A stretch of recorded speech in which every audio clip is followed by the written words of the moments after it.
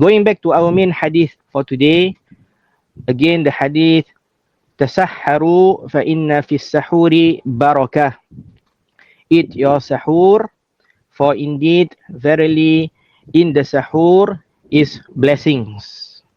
Narrated by both Al-Imam Bukhari and Al-Imam Muslim. Here, Rasulullah sallallahu alaihi wasallam commanded the Muslims to eat their sahur. And sahur with the fath sa, sahur is the food itself. Sahur means the food or the meal itself. As for suhur, suhur with the dhammatun on top of the sin, suhur, then it is the action of eating the sahur. Suhur is the action of eating the sahur. Similar to when we say wudu and wadu. Wudu and wadu. Wudu is the action of taking the ablution. As for wadu, then it is the water that is being used to make the ablution. And so sahur is the meal itself, the thing that is being eaten.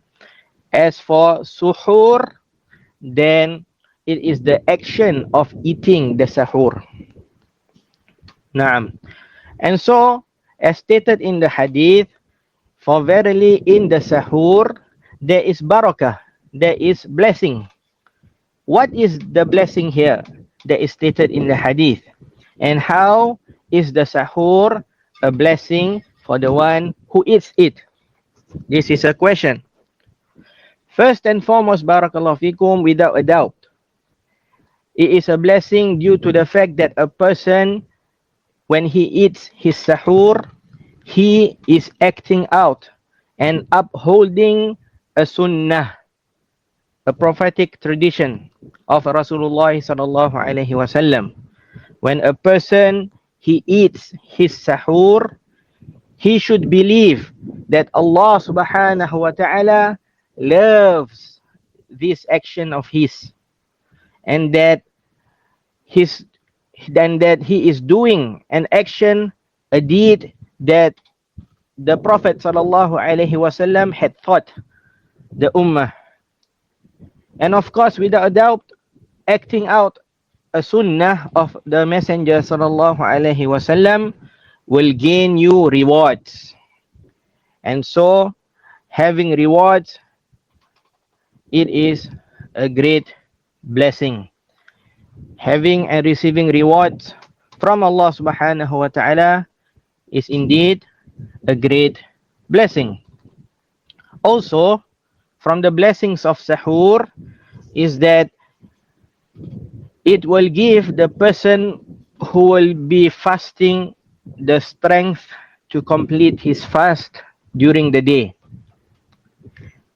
And we find that even if a person, he eats and drinks a little, we will find him having the strength to complete his fast due to him eating the sahur, even if it is a little. And also, again, this is a blessing that is stated in the hadith.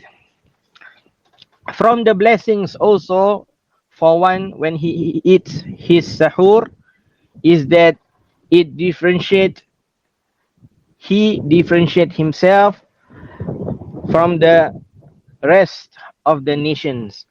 He differentiates himself from the rest of the nations that had been commanded by Allah subhanahu wa ta'ala to fast.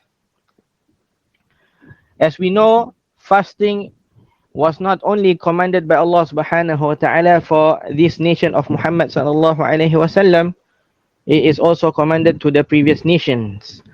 Allah subhanahu wa ta'ala, he says in the Quran, Ya ayyuhalladhina amanu kutiba alaykumus siyamu kama kutiba alal ladhina min qablikum.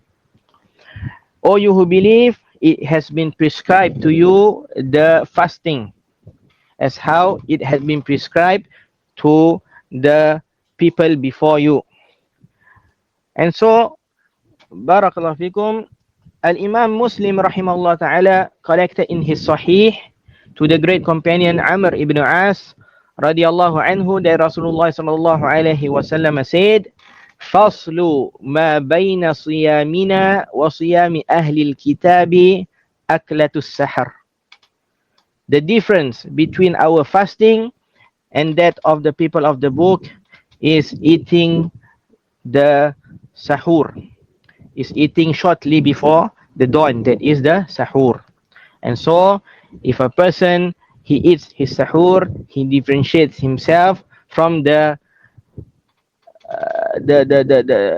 fasting of the people of the past, and this is also a blessing from the blessings of sahur. Adding on to that, from the blessings of eating sahur is that a person will probably be able to grasp two great matters. Two great matters.